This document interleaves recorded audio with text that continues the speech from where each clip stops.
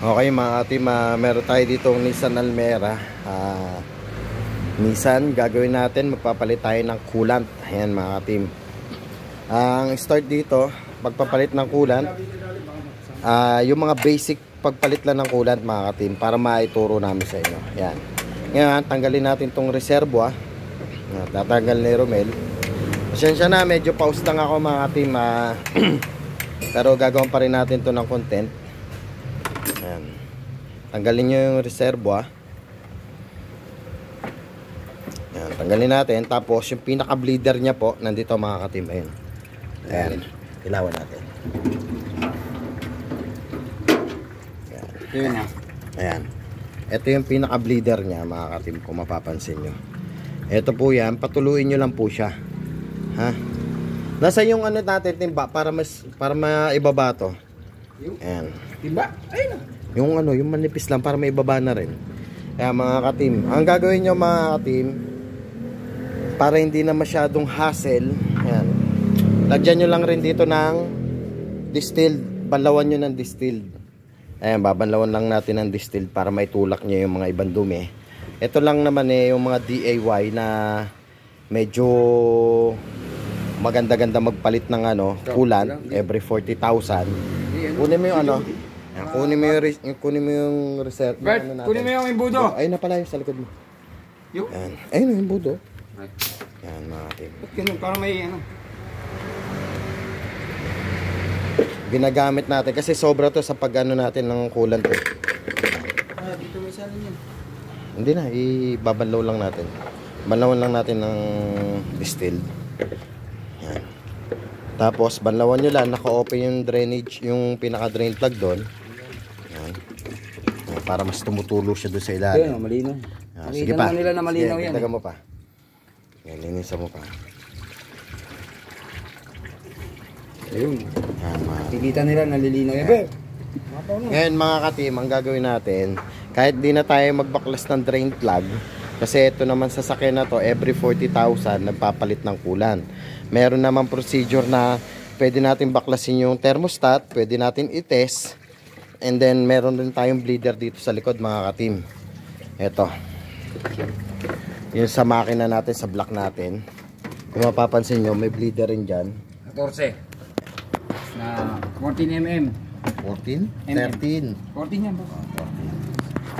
Ayan, kung mapapansin nyo, meron dyan bleeder mga katim na 14mm na bolt. Pwede natin tanggalin yun doon para makapag-bleed rin sa loob ng makina, para matanggal rin yung natitirang coolant mga katim ha. Ayun lang gagawin natin. Ngayon, pag okay na po, sige, ilagay mo na yung ano, saraduhan mo na. Tapos tanggalin nyo na para may ibaba. Ayan. Para dire-diretso ang video natin. Siyempre, yung laman sa reservo natin, tanggalin na rin natin. Patapon natin para mapalitan. Ayan. Pwede kayong gumamit ng concentrated 40 ang dilute niya is 40-60. Ayan. Pwede rin namang concentrated ready to use, pero depende sa inyo ha. Nakadepende pa rin sa inyo kung anong gusto nyo ipalit na coolant. Kasi ang stock na coolant po nito is kulay blue. Ngayon, pag pinapalitan namin dito, available lang kasi namin, is green na coolant. Yan, green na coolant. Tapos bili lang kayo nito sa Lazada mga katim. Yan. Tapos ano yun natin? Baba mo na yung yung para may start na natin. Tapos magbi-bleed tayo. Papainitin natin yung makina hanggang ma-reach niya na yung temperature na init, 82. Tapos iikot na yung fan. Pag umiikot na yung fan, maghintay uli kayo mga 2 to 3 times na paikutin nyo para mawala yung bubbles sa loob ng radiator, para mawala yung hangin, yung excess na hangin, para matawag natin siya na bleed. Ayan po ang gagawin natin. Yan, napaka basic lang po mga katim ha. Depende sa inyo sa pagbi-bleed nyo. Ito, mga mabilis na paraan yung ginagawa natin. Ito sa Lazada natin nabili yan. Ngayon, kahit hindi nakalagay yung reservo niyan, nakalock pa rin siya sa loob. Kaya nangyayari dito, walang tumatapon dito. Okay ba, Ber? higpitan nyo yung battery. Start natin.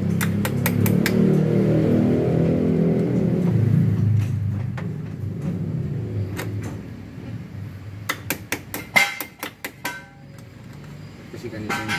Baliktarin mo na lang, i-correct mo na lang mamaya na, para makapag-vlog pa tayo. Umuluwag. Baliktad kasi gawa ito. Baliktad yung unang gumawa niyan eh. Kaya hindi maayos-ayos yung lock ng battery. Yan, sige.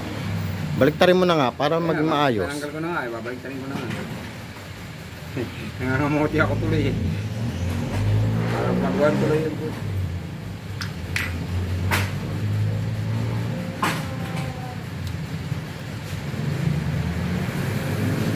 Yan, maaari. Kapit lang tayo ng battery.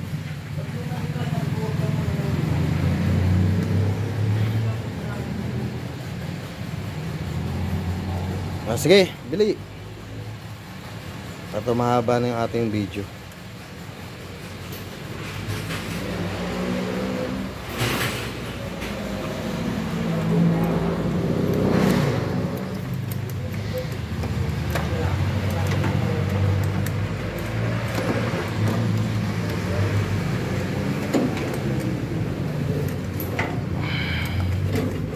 Lagyan natin ng ilaw para mas maganda.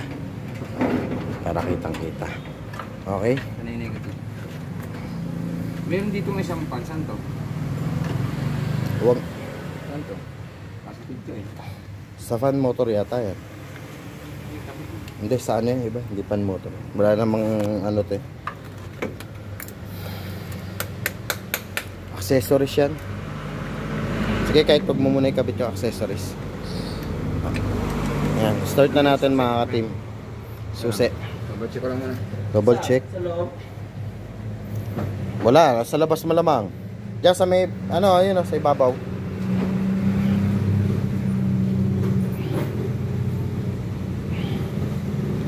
Yan mga team, tinuturo lang natin yung proper bleeding lang. Depende sa inyo sa pagbi-bleed nyo. Mas mainam kasi na nakakapagpalit tayo ng coolant. Para, start!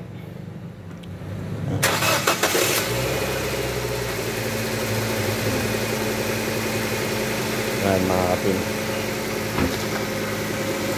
So, ang gagawin natin mga ka-team, Antayin lang na. antayin lang natin na ano, Lukot. na umikot, na uminit yung ano, na uminit yung coolant kasi puro bubbles pa po sa loob yan. Ayan.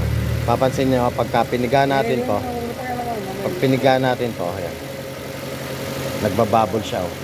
Kasi may mga hangin pa siya kahit sa radiator. Kailangan painitin lang natin ng painitin 2 to 3 times na dapat umikot yung pan natin, saka pwede na siya maging okay. Tapos yung reservo natin, hugasan lang natin, palitan ulit natin yung bagong coolant. Ganun lang mga ka-team, ganun lang kadali yung ano, yung procedure ng pagkapalit ng coolant. Ayan, pagpapalit ng coolant natin, kaya-kaya nyo nang gawin yan mga ka-team. Basta gayahin nyo lang tong video namin para makapagpalit kayo. Meron kasi mga procedure na ibang pagpalit ng coolant. Yung cooling restoration na sinasabi natin, ayun, magbabaklas tayo ng thermostat. Then, baklas din tayo ng water pump. Check natin yung pinaka-blade ng water pump kung okay pa ba. Pero based naman doon sa may-ari, kasi bago rin daw thermostat nito, last year lang, pati yung water pump dito. Kaya ang ginawa natin dito is hindi na natin tinanggal kasi kapapalit lang daw niya. Ang gusto lang niya kasi, palitan lang uli ng coolant. Ayun nga, mas maganda yun, nagpapalit kayo ng coolant. Kasi nga ho, pag pangit na ang coolant nyo, possible pwede mag-overheat, mag-stack up yung thermostat natin. Bukod po doon, kung tubig lang ginagamit nyo, nangangalawang po yan, pati yung ano, thermostat, saka yung water pump natin, yung pinaka-blade ng water pump natin, doon nagkakaroon problema. Tapos sa radiator, pag tubig lang ang ginagamit natin, magkakaroon po ng kalawang. Kaya ngayon, pag nagkaroon ng kalawang, nakabilad ng kalawang at hindi nakapag-circulate yung coolant natin sa makina, kung tang radiator, pabalik-balik lang po, kukulo naman po yun. Ngayon kasi, syempre, may mga kalawang na, kukulo, hindi na nakapag-circulate, akala natin, may tama na yung cylinder head gas. Yung cylinder head natin. Yung cylinder head gasket natin. Okay mga ka-team, sana meron kayong natutunan. Medyo nagmamadali rin kasi ako sa troubleshooting natin ngayon. Sa pagtuturo kasi kailangan na rin namin to may release sa customer at kailangan na ng sasakyan. Kaya ngayon gumawa lang tayo ng video. Yan, yung mga check engine ito, yan yan naman natin. Na-settle naman natin lahat. Saka yan, kung mapapansin nyo, ganda na rin ang andar nya. Kung pumunta kasi ito dito, napakagaspang ng andar. Okay mga team, at maraming salamat sa tiwala nyo sa Tindano Seto Repair Shop. Handang magbigay ng DIY tips. Paalam, goodbye.